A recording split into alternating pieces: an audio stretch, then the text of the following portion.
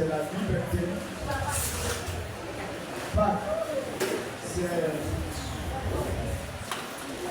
la grâce de Dieu manifestée pour nous. Nous qui étions condamnés, le Dieu, par sa miséricorde, nous a octroyé la délivrance, nous a octroyé le pardon de nos péchés par la mort, par la crucifixion de son Fils Jésus-Christ à la croix. Il a porté nos péchés, allé à la croix, il a brisé cette malédiction. Et c'est à partir de là que toi et moi, nous sommes sauvés. Alors, Pâques, c'est le salut pour toi, c'est le salut pour moi. Délivré de l'emprise du diable, de l'oppression démoniaque et satanique. C'est pour cela que ce matin, nous allons parler de la puissance, de la résurrection. Ce matin, nous allons parler de la puissance, de la résurrection. Chrétien, d'abord, quand on parle de puissance, c'est quelque chose qui laisse une trace, qui marque. C'est quelque chose qui a de l'impact. Quelque chose qui a de l'importance, qui a une forte domination. Il y a de l'impact dans cette chose. Il y a une force dans cette chose. Il y a une énergie dans cette chose. Il y a quelque chose de puissant, de surnaturel dans cette chose. Et la résurrection, c'est quoi? La résurrection, c'est le fait de revenir à la vie après la mort. Ça veut dire que la mort n'est pas quelque chose sans issue.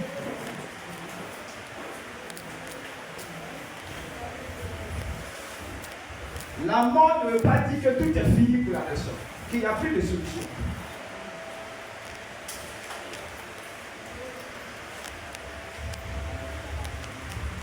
Il y a une personne sur la terre, dans le ciel, et partout dans le monde, dans l'univers, qui détient ce pouvoir de briser la mort.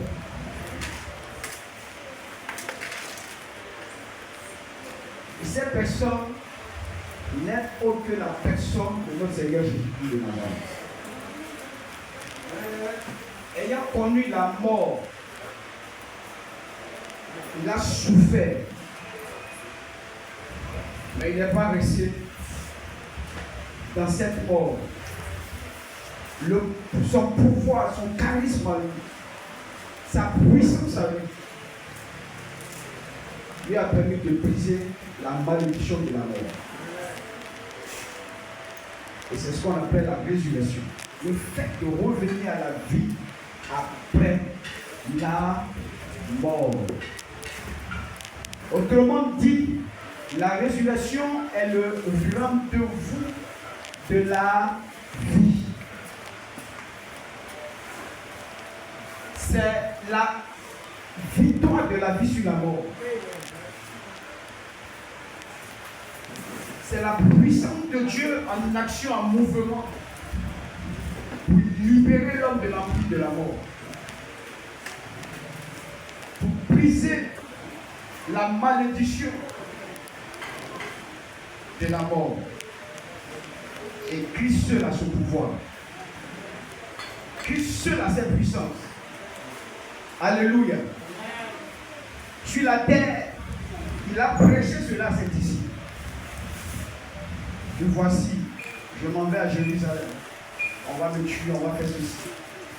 Mais 3 jours après, je ressusciterai.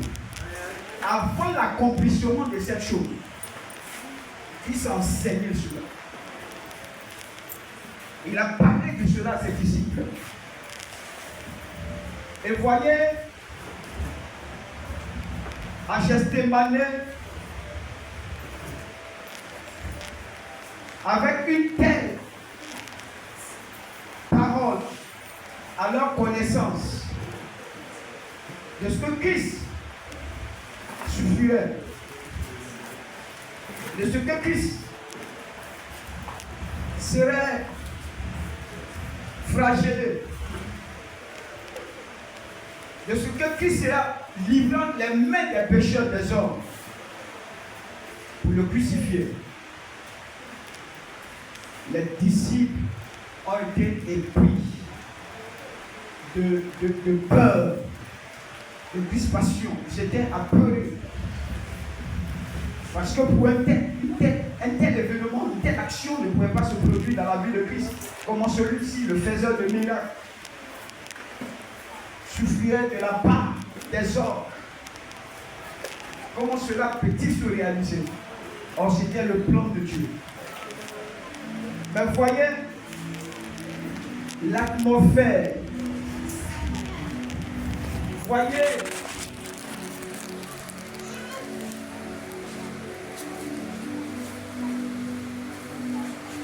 la situation dans laquelle ces disciples étaient à Gethsémani.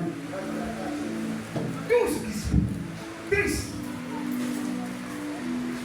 Attends, on sait que Jésus va sélectionner même trois pour aller prier. Jacques, Pierre et Jean, ils ne vont pas tenir. En Matthieu, le chapitre 26. Ils n'ont pas pu prier même 1 heure avec le Seigneur. Au moins à toi, le plus, Jésus leur a fait ses reproches de ce qu'on n'a pas pu prier avec lui. Où fait sa perruque? Mais tout ça à cause de la peur qui les avait saisis. Et Jésus a passé le temps, toute la nuit, selon Matthieu le chapitre 26, dans la prière, jusqu'à ce qu'il soit arrêté. Et quand on va l'arrêter là, alors c'est le comble. À cause de l'arrestation du Seigneur, tous l'ont vécu. Comme l'avait prophétisé sur Pierre, qui peut-être était le plus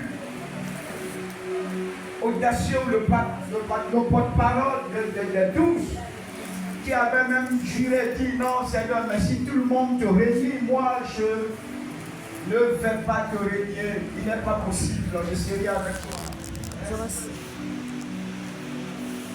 Le Seigneur a dit, Pierre, avant que le corps te chante 3 fois, tu me régneras. Et les événements se sont passés tel que Christ l'avait dit. Juste à l'arrestation du Seigneur Jésus-Christ de Nazareth, on le prend. Les gars, les soldats, lui crachent sur le visage, lui tapent des coups, on le gifle. Comme s'il était un malfaiteur. Or, c'est cet homme qui faisait du bien à toute l'humanité, qui guérissait les malades. Et ce jour-là, Dieu a permis qu'il soit arrivé. Et c'est là qu'ils vont aller alors le crucifier. Plusieurs événements se sont passés. Et la trahison, le reniement de ces choses. Et quand on l'arrête et qu'on le crucifie, la Bible déclare, alors qu'il était 15 heures par là, et qu'il crie le soupir pour dire, Seigneur Père, pourquoi m'as-tu abandonné? Et que Jésus leur dit, l'Esprit, un événement surnaturel va se passer sur toute la terre. Tout d'un coup, l'univers, l'environnement s'est noirci. Les ténèbres envahissent tout le monde. Comme pour décrire le temps humain, tout était noir. Il n'y avait aucune visibilité. Ce sont dans ces circonstances que ces événements se sont passés. Comme si c'était l'heure des ténèbres. Des ténèbres partout. Jésus-Christ abandonné, Jésus-Christ crucifié, Jésus-Christ tué. Et on va le prendre et ça va garder son corps dans un tombeau neuf à Jérusalem. Et c'est dans ce tombeau-là qu'ils l'ont mis. Mais regardez la vie des disciples. La vie de ceux-là qui étaient avec Jésus-Christ de Nazareth. Tout le monde était pris de peur. Tout le monde était crispé. Personne n'avait alors la force de louer Dieu en ce jour. En 7 jours, en ces 3 jours, j'allais dire qu'ils se sont passés. Même comme si les disciples, les apôtres qui l'accompagnaient de partout, on ne les voit pas, chacun était terré chez lui à la maison. Ils étaient terrés, campés dans leur maison. Parce que des choses se passaient, le Fils de l'homme, le Fils de Dieu, a été tué et son corps est dans le tombeau. Alors qu'il avait prophétisé des choses inimaginables qui dépassent l'entendement et l'imagination des hommes qui ressuscitaient 3 jours après. Mais vivre l'événement de 3 jours avant était insupportable et pénible pour ses disciples. Et chacun était chez lui. Il y a eu par la grâce de Dieu une femme appelée Marie de Magdala. La Bible déclare que de cette femme, le Seigneur a chassé les démons. Elle a connu la délivrance par la main de Dieu, par la grâce du Seigneur, alors que sa vie était tourmentée par des démons. Et le Seigneur a opéré ce miracle de la délivrance pour elle. Sa vie a connu stabilité, un engouement. Sa vie a connu un épanouissement. Malgré qu'elle soit femme, mais elle s'est dit, jamais je l'abandonnerai celui. Elle s'est attachée à Christ.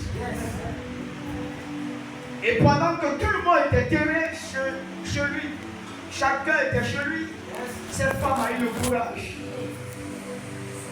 Avec elle, il y avait aussi une autre femme, son homonyme, Marie, mère de Jacques. Elle aussi, comme si elles se sont concertées quelque part.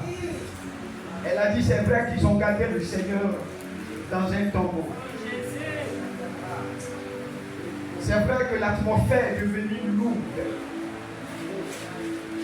C'est vrai que les disciples, qui sont des hommes, au moins sont des hommes. Et dans l'histoire d'Israël, les hommes ont toujours pris le devant de la scène. Toujours le devant des choses. Mais ce jour-là, on ne sait pas où étaient passés les hommes. Personne ne pouvait prendre le devant de la scène. Chacun était chez lui. Et le corps de Jésus était dans un tombeau. Plusieurs événements se passaient. C'est tellement que dans le monde des ténèbres, dans le royaume des ténèbres, il y avait la réjouissance. Il y avait la réjouissance de ce que se faisait de miracle, il est mort. Se faisait de miracle, il est dans le tombeau. C'est Jésus de Nazareth, il est dans le tombeau. Mais nous l'avons eu. Et si nous l'avons eu, nous avons eu toute l'église. Et si nous l'avons eu, nous avons eu Pierre, nous avons eu Jacques, nous avons eu Barthélemy, nous avons eu Marie qui l'a porté en son sein, nous avons eu Joseph, nous avons eu tous ces disciples, nous avons eu toutes ces personnes. Fini pour l'évangile. Fini cette histoire d'église évangélique. Fini cette histoire d'évangélisation. Fini cette histoire de au nom de Jésus, sois guéri, au nom de Jésus, lève-toi et marche. Le monde des ténèbres alors pouvait se réjouir. Et les disciples, n'étaient plus alors capables en ce temps d'évangéliser, de même dire le nom de Jésus. De même parler de Jésus. Parce que la mort était là. Où est ce pouvoir de la puissance de Dieu? Où est ce pouvoir? Plusieurs interrogations traversaient certainement leur esprit. Plusieurs pensées effleuraient leur esprit. Mais je le disais tantôt, il y a eu déjà au moins 2 maris. Elles se sont associées. Mais ce n'est pas fini. J'ajoute à cette association Salomé, une femme, une disciple aussi du Seigneur. Elle s'est jointe aux 2, alors ça fait au moins 3. Elles avaient une pensée qui est venue alors peut-être de la tradition juive et autres. Parce qu'un corps dans un tombeau, comme en ce temps il n'y avait pas de formol, il était permis que le corps soit embaumé. Pour ne pas que le corps puisse connaître la décomposition, la pourriture. Alors il était permis qu'au moins on embaume le corps. Qu'est-ce qu'elles ont fait? Elles ont pris des aromates. Elles ont pris de l'huile et du parfum. Elles ont eu au moins le courage. Et elle dit, nous allons partir embaumer ce corps. Si tout le monde a régné, si tout le monde a abandonné, à cause qu'il se passe des événements ici en Israël, à Jérusalem, en ces temps-ci, à cause de ces circonstances, on pourrait mettre les gens à mort, on pourrait aussi les arrêter, mais ce n'est pas grave. Non! Nous allons partir dans le monde. Mais je suis sûr d'une chose, Église, et je vais vous dire cela ce matin. Alors qu'elles avaient pris les arômes, les aromates plutôt, alors qu'elles avaient pris le parfum, alors qu'elles avaient pris l'huile, et qu'elles battaient, mais affectées par l'Esprit de Dieu, parce qu'elles sont des femmes d'esprit, elles sont des femmes de prière, parce qu'elles se rappellent de ce que Christ avait dit, que le 3e jour, j'ai ressuscité. Alléluia. Regardez un peu la coïncidence des choses.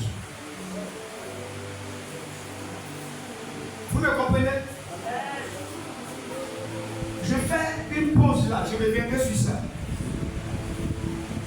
Matthieu, qui est aussi parmi les apôtres et disciples de Christ, a consacré tout un chapitre sur la résurrection de Christ. Matthieu, le chapitre 28.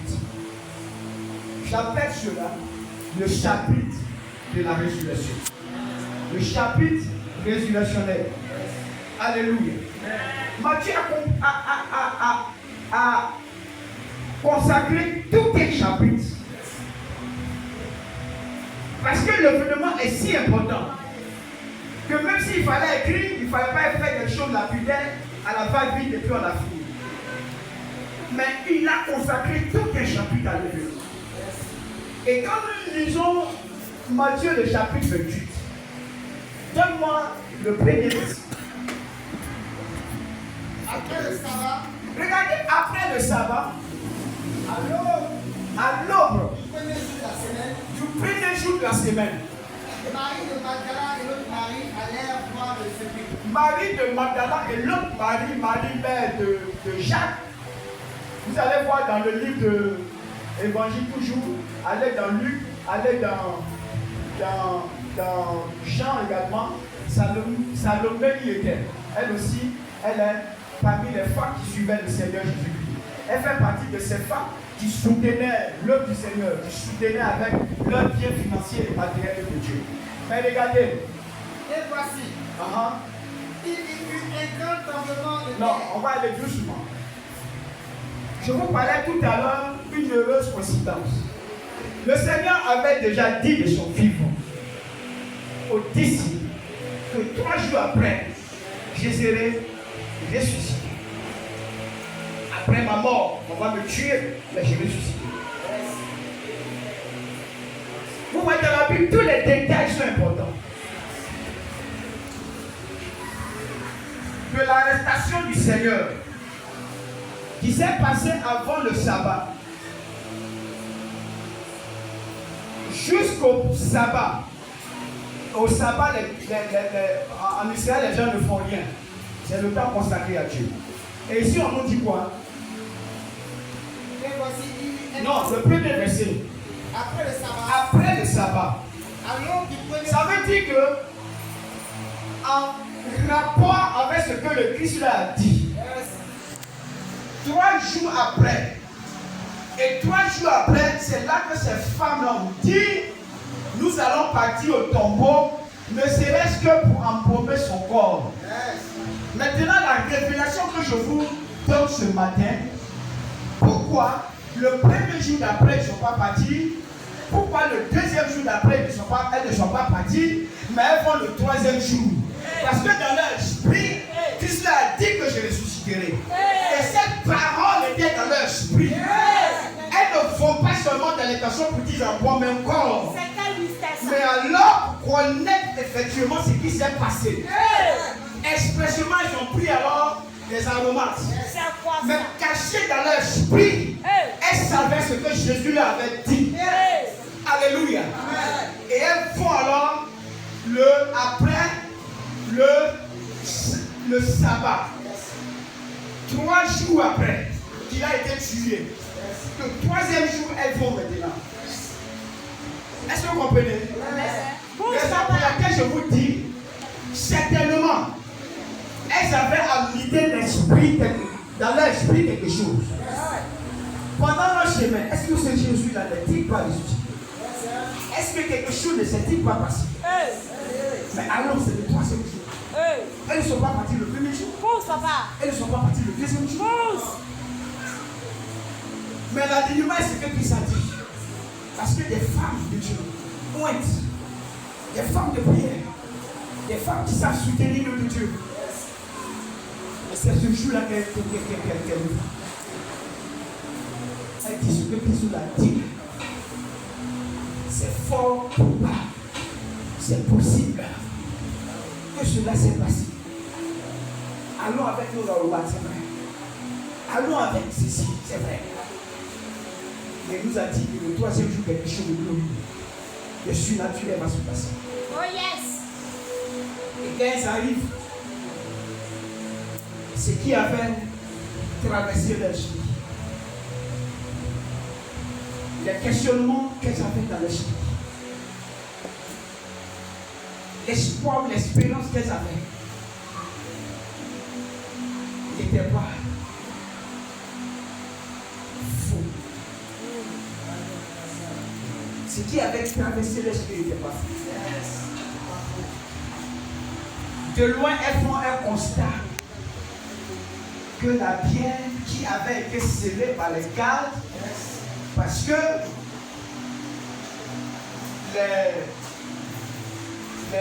les chefs religieux en ce temps-là, les pharisiens, ces chefs, ces soldats ont dit il ne faudrait pas que ces disciples aillent voler le corps pour venir nous mentir ici, dire que non, il est ressuscité, si on ne trouve pas le corps. Prenons une pierre, selon le passage, ils ont bloqué, tout fermé, hermétiquement, d'après quelqu'un. La pierre elle-même, d'abord, elle est lourde, mais on vient, on scelle cela. En d'autres termes français, cadenassé, bloqué. Personne ne peut ouvrir. Si ce n'est que peut-être les gardes eux-mêmes. Donc personne ne pouvait y aller. Comment se fait-il que les femmes qui savaient cela, et bien vont quand même, nous disent on s'envoie le corps pour envoyer. les femmes avec des choses dans leur vie. Dieu leur a parlé. Alléluia. Parce que là se trouve un corps, là se trouve une tombe, et que la pierre soit scellée. C'est-à-dire qu'il n'y a pas moyen de passage. Dis André, si ce n'est pas Dieu qui a parlé aux femmes, si ce n'est pas Dieu qui a parlé aux femmes, elles savaient qu'elles allaient trouver une issue.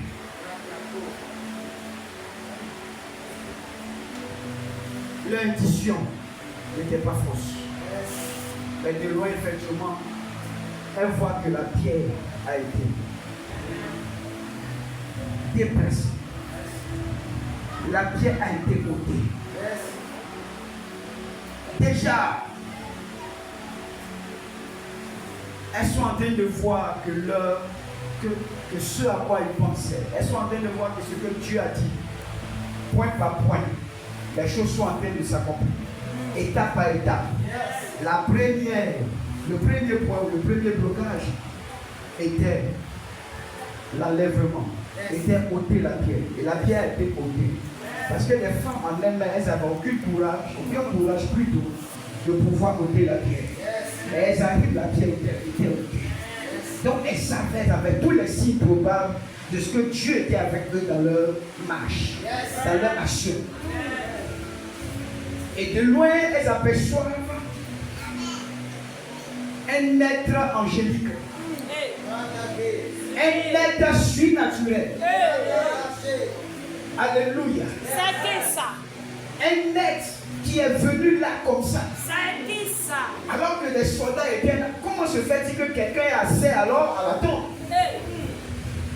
Mais laissez-moi vous dire encore. Dis-nous tout, papa. Elle ne voit pas les soldats qui étaient pointés là, qui gardaient avec toute leur force. Non, nous on a l'armée sophistiquée, les armes sophistiquées.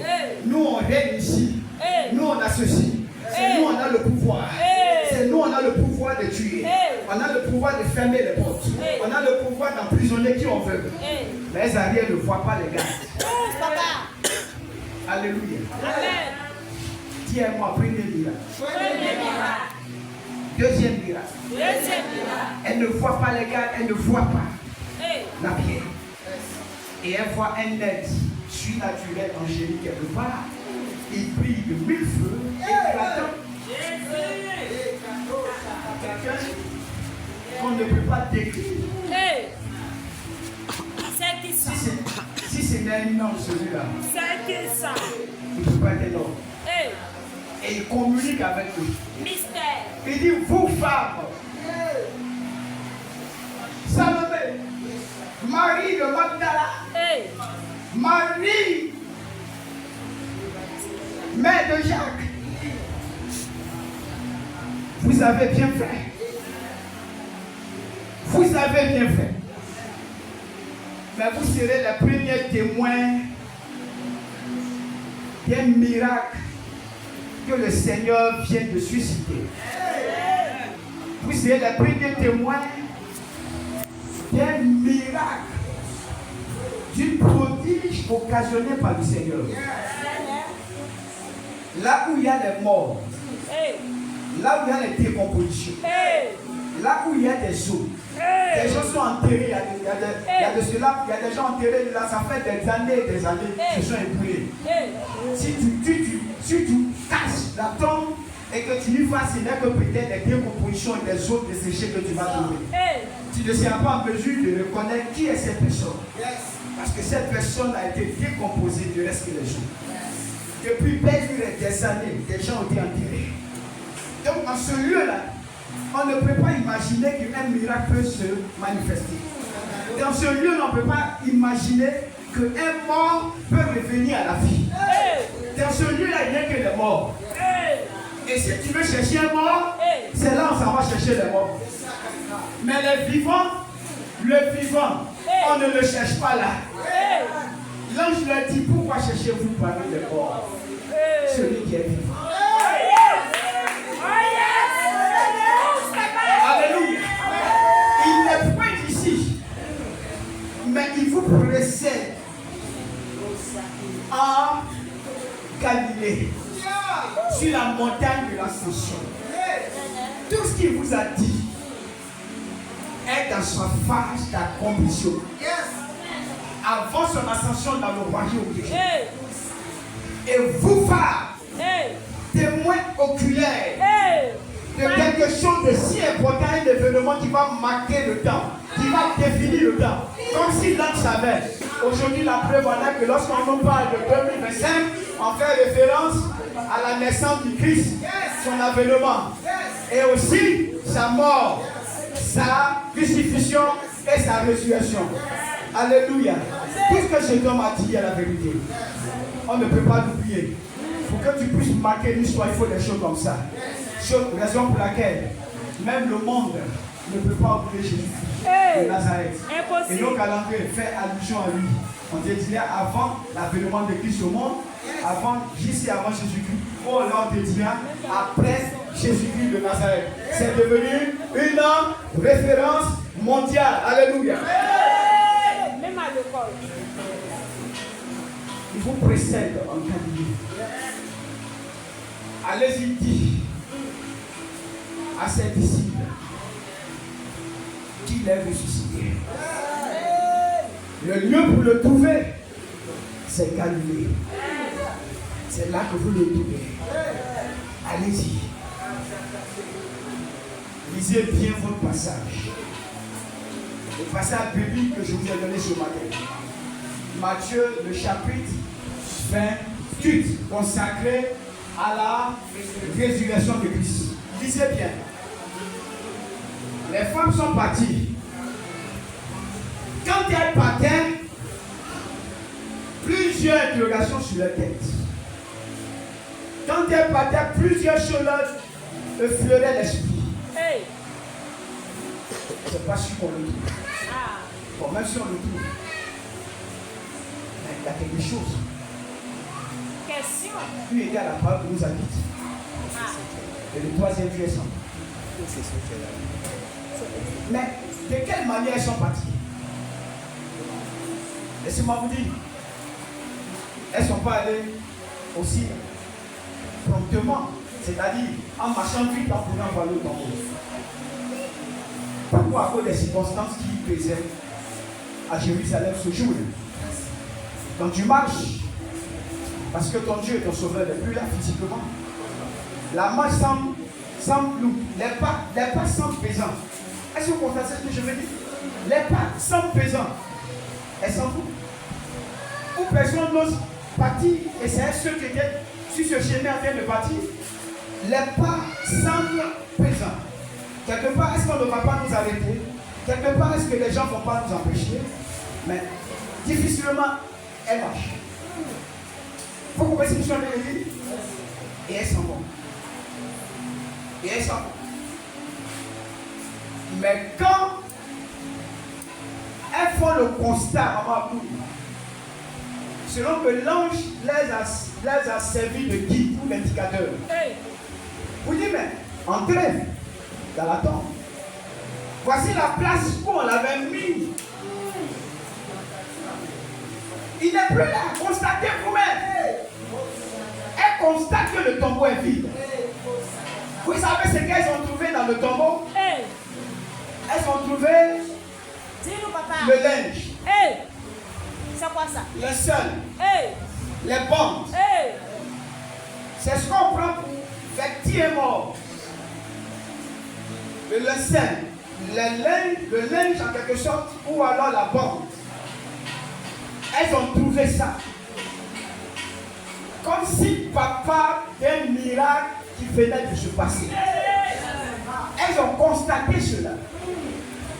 Tous les preuves et les témoignages étaient alors réunis ce jour. Oh yes. Que le Christ n'est plus ici. Oh yes. Voici la place, voici la bande. Voici le linge. Sur la supervision d'un ange. L'esprit et la joie a réjailli dans leur cœur. À telle enseigne que de la manière qu'elles sont venues dans le tombeau, et que la manière qu'elles sont retournées, c'était plus la même chose. La Bible déclare, la parole de Dieu déclare que pour le départ, elles ne sont plus en train de traîner les pas. Elles n'étaient plus dans une lourdeur quelconque. Lourdeur spirituelle ne pouvait plus les envahir. La nonchalance ne pouvait plus les envahir. La Bible déclare qu'elles sont courues. On parlait annoncer aux disciples. Elles ont couru pour entrer dans la ville. Comme on en dirait, permettez que je vous montre le passage. Verset 7. Lis-moi le verset 7. Et allez promptement dire à ses disciples. L'ange a dit quoi? Et allait promptement dire. L'ange même en train de leur dire comment ça va se passer la vie d'après la résurrection de Christ. Les choses doivent se faire de façon prompte, de façon immédiate, de façon rapide, de façon non timide, mais de façon ardente, de façon brillante. Alors, oui, le verset 8. Elles s'éloignèrent promptement du sépulcre avec crainte et avec une grande joie. Et elles coururent. Et elles coururent, dis-moi. Et elles coururent. Elles coururent. C'est le signe. C'est le signe d'un réveil spirituel et surnaturel qui arrive dans la vie d'un homme, d'une femme, d'un homme où il est convaincu avec foi et détermination que son sauveur Jésus-Christ est ressuscité et qu'il est le véritable Dieu et qu'il est le véritable chemin. Tout ce qu'il nous a dit n'est pas de l'utopie, n'est pas de rêve, n'est pas de l'imposture, n'est pas du mensonge, mais c'est basé sur la véracité et le témoignage de Dieu. Parce que ce n'est que Dieu qui donne la vie. Je vous ai défini la résurrection tout à l'heure. La résurrection, c'est le rendez-vous de vie. Le rendez-vous de la vie. La résurrection, c'est Dieu qui brise la mort spirituelle et physique dans la vie de l'homme. Alors, tout ce qui est nonchalance ne doit plus prendre place dans ta vie. C'est pour cela que quand elles partaient au tombeau, elles n'étaient pas aussi promptes que cela. Elles n'étaient pas aussi si rapides que cela. Elles n'étaient pas aussi en train de courir que cela. Mais dès lors où elles ont vu eux-mêmes, comme quelqu'un pourrait le dire de leurs yeux, qu'elles ont constaté, qu'elles ont vu tout ce qui s'est passé au tombeau, leur énergie a changé, leur vision de l'église a changé, leur manière de penser a changé, leur manière de prêcher a changé, leur manière de faire les choses pour Dieu a changé. Désormais, ce sont des femmes croyantes, des hommes croyants, remplis de fougue, de détermination, qui ne fait plus les choses avec nonchalance, qui ne fait plus les choses avec la peur, qui ne fait plus les choses comme si on doit faire avec l'exigence, mais les choses de Dieu, on doit les faire avec une détermination, on doit les faire avec la fougue, on doit les faire avec l'énergie. Es-tu jeune? Donne toute ta jeunesse à Dieu. Es-tu une femme? Donne tout ton genre de femme à Dieu. Es-tu un homme? Donne tout ton âme à Dieu. Oh, quelque chose ce que tu es. Donne toute ton énergie, toute ta force, toute ta détermination, tout ce qui te caractérise. Donne cela pour Dieu. Alléluia. C'est comme ça que doit être l'église. Parce que notre Dieu est ressuscité. J'ai aimé tout à l'heure les prestations des autres gens. C'est comme ça que doit être l'église. Tu n'as pas envie de danser comme si Jésus était dans le tombeau. C'est quand il était dans le tombeau que les gens ne dansaient pas. Tu n'as pas envie de venir à l'église comme si ton Dieu est mort. Comme s'il était une statue quelque part accrochée, incapable de bouger. Comme s'il était une idole fétiche que l'homme porte. C'est ton Dieu qui te porte. Alléluia. Amen. Tu n'as pas envie de faire des offrandes, tu n'as pas envie de donner pour Dieu. Comme si Christ n'est pas ressuscité. Comme si cette histoire de Dieu, c'est de l'utopie. C'est de l'imagination humaine. Non, mes amis. Quand j'ai compris cela, ma vision des choses que Dieu a changé. Je ne traînerai plus pour les choses de Dieu. J'ai compris pourquoi ce jour-là les femmes ont couru. Hey. Elles ont engagé une course. Alléluia. C'est ça la puissance de la résurrection. Quand cette onction descend en toi, ça brise la nonchalance, la lourdeur spirituelle. Non, j'ai pas envie de faire. L'indifférence, la mort spirituelle est brisée. Quand j'ai compris cela, l'onction de la puissance de la résurrection, c'est ce dont toi et moi nous avons besoin pour que l'Église aille de l'avant, pour que l'Église change. Il y a un message résurrectionnel, mes amis. Il y a un message adapté à la résurrection. Raison pour laquelle dans le même livre de Matthieu 28, quand vous allez voir à partir du verset, je crois, 16, 17, 18, lisez voir quelque chose. 17. Avant-dernier verset, je vais voir. Oui. Avant le 20. Voilà, voici le message de la résurrection. Vous comprenez? Allez, faites de toutes les nations des disciples. Les partisans au nom du Père, Vous voyez, non? du Fils et du Saint-Esprit. Et enseignez-leur à observer tout ce que je vous ai prescrit. Et voici, je suis avec vous tous les jours jusqu'à la fin du mois. Et voici, je suis avec vous tous les jours jusqu'à la fin du mois. Le message résurrectionnel est un message. Les femmes dont je vous ai parlé, ils se montrent aux disciples. Ils le découvrent. Ils les voient, ils les baptisent. Mais il leur dit, vous n'avez plus le droit de vous asseoir. Durant 2 jours au moins, vous êtes restés assis, sans aller évangéliser, sans prier. Vous étiez en train de vous lamenter. Mais je suis ressuscité comme je vous avais dit. Allez partout et contaminez le monde avec ce que vous avez reçu. Touchez le monde. Envahissez le monde de la puissance de Jésus-Christ de Nazareth. Voici les miracles qui accompagnent ceux qui ont. Ils guériront les malades. Ils chasseront les démons. Ils imposeront le nom à les maçonneries. Vous avez la capacité de libérer les gens sur le joug du diable. Je dis, nous avons la capacité de libérer, de délivrer les gens sur le joug de la sorcellerie, de l'oppression démoniaque. Parce que la résurrection a aussi défini par le fait que la puissance de l'onction, la puissance du Saint-Esprit qui vient libérer les captifs. Les gens emprisonnés par le diable sont libérés. Les gens qui sont condamnés, ils sont libérés. Donc il dit, vous êtes porteur de l'évangile, d'un message de vie. Allez dans le monde et insuffler la vie à l'humanité. À ce monde qui périt, ce monde qui gémit, ce monde qui cherche un saint à qui se vouer. Mais allez-y. Alléluia. Allez-y. Nous devons aller transmettre le message de la vie. Nous devons aller sauver des hommes par la puissance de la résurrection. Parce que nous sommes témoins de quelque chose. Nous avons cru et nous y sommes attachés. Mais c'est fini, on ne s'assoit pas sur nos chaises, on ne dort pas sur nos lauriers.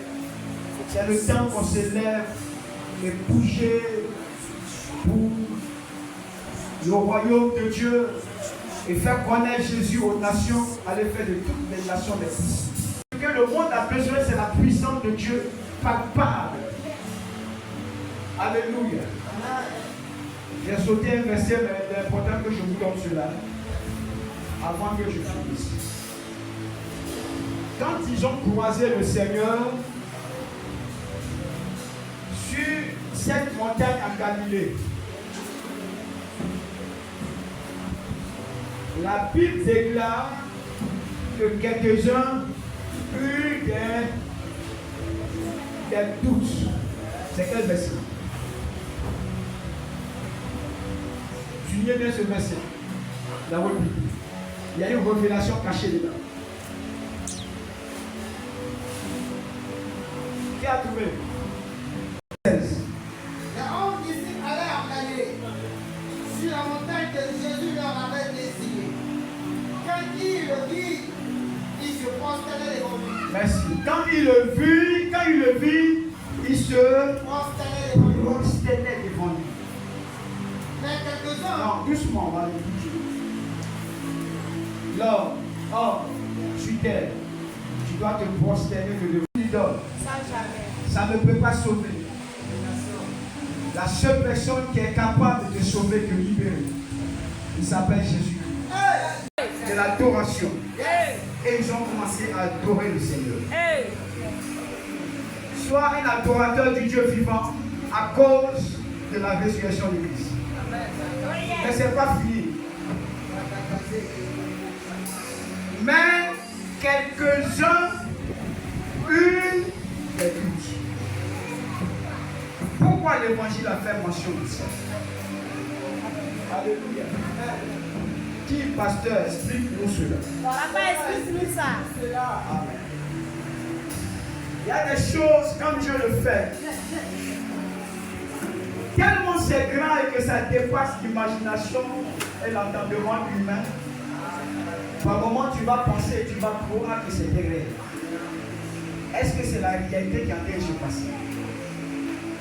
La Bible déclare qui est emprisonné. Il a été libéré, les chaînes ont été brisées et coupées.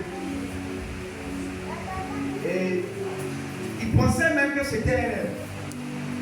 Est-ce que toi, par moment, au doute, ça veut dire que tu vas penser que pas un doute pour mettre en cause ce que Dieu fait, mais un doute lié à ta personne en tant qu'humain, et tu te demandes, est-il possible ça? Imagine, je ne sais pas où tu vis actuellement. Je ne sais pas quel est ton moyen de déplacement actuellement. Mais quand Dieu va te faire vivre dans les châteaux, a priori tu ne vas pas pouvoir. Est-ce que c'est toi là qui étais dans une maison appelée Sikowa, qui était dans une maison appelée Toti, qui était dans une maison, peut-être c'était pas vraiment ça, il n'y avait pas de marbre.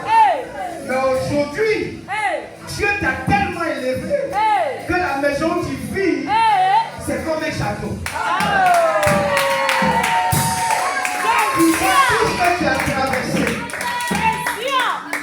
Quand tu vois tout ce que tu as traversé, toi qu'on chassait de là parce que tu n'as pas payé maison, toi qui avais honte même de montrer ta maison, toi qui ne pouvais pas faire certaines choses, le déplacement est devenu difficile.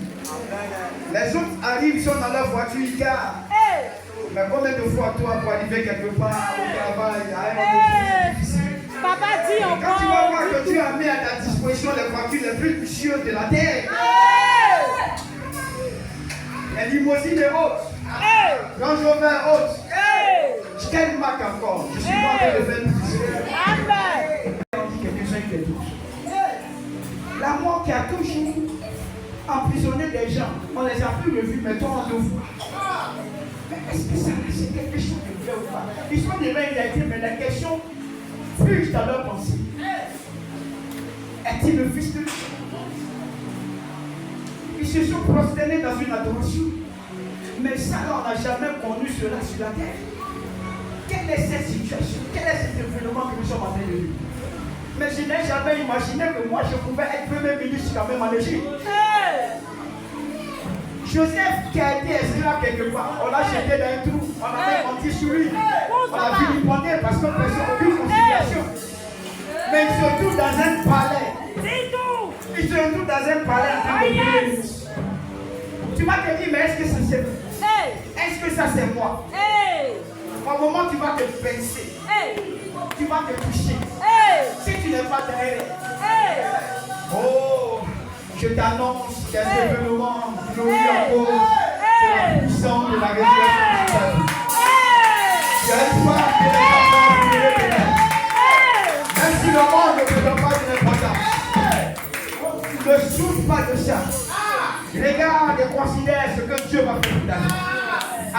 attachons à Dieu. Comme les disciples se sont attachés à Dieu. Ils se sont attachés jusqu'à la résurrection de Christ était là. Et ils sont en train de l'adorer. Sois fidèle à Dieu. C'est ça qui est le plus important.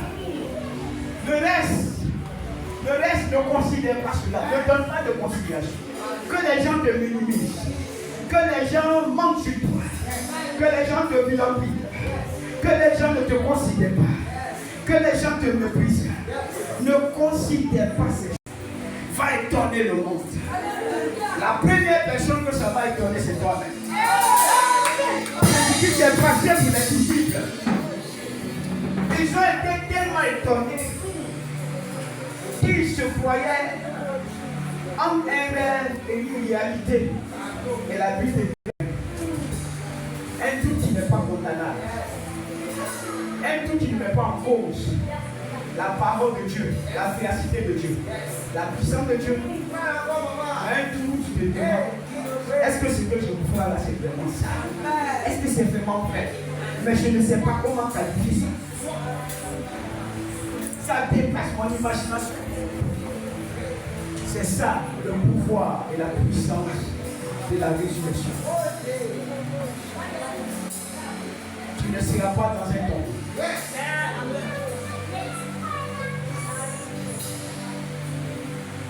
Tu ne pourras pas dans un tombeau.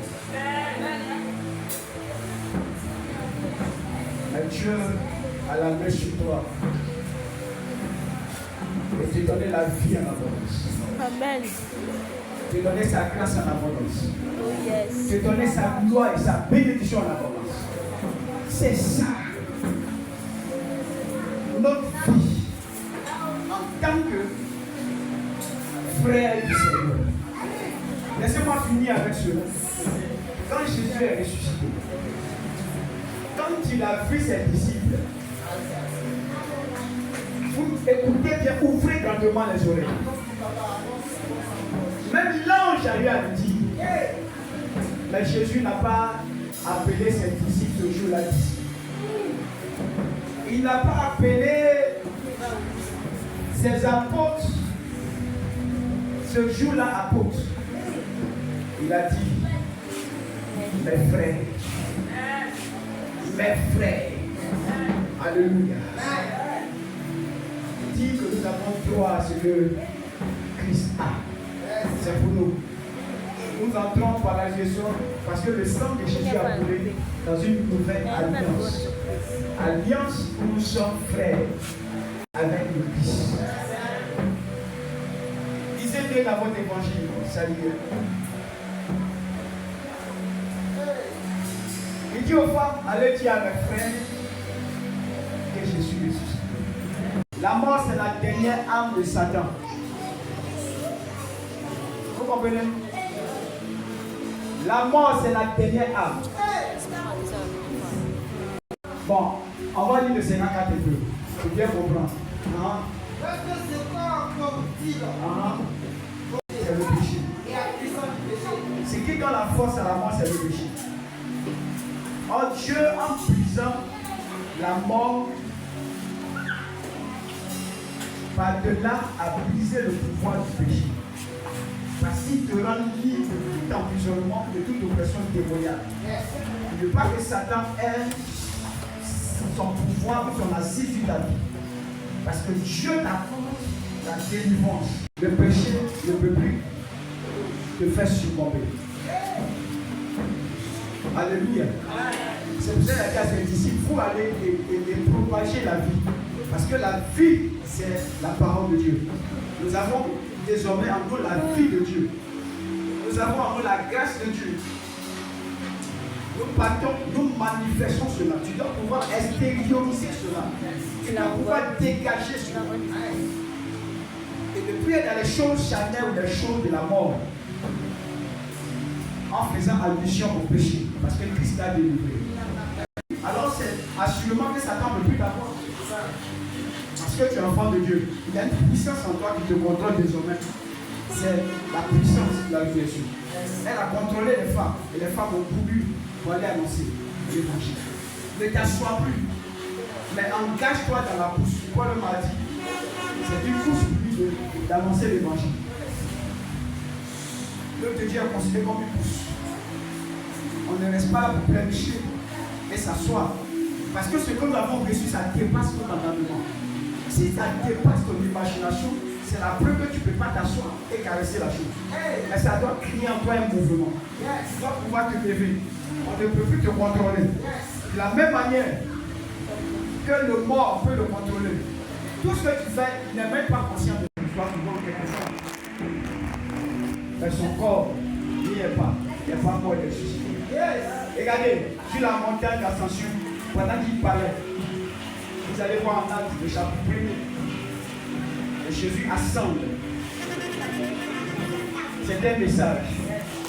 Nous vivons une vie surnaturelle en tant que ressuscités. Nous ne vivons pas une vie liée à la terre et aux lois de la terre. Pour être dominés par le péché. Mais nous vivons une vie ascendante. C'est pour cela dès son retour, comme par un aimant, nous serons propulsés. Propulsés vers Dieu. Et la rencontre avec le Seigneur va se faire dans les airs. Et nous serons en train de bâtir.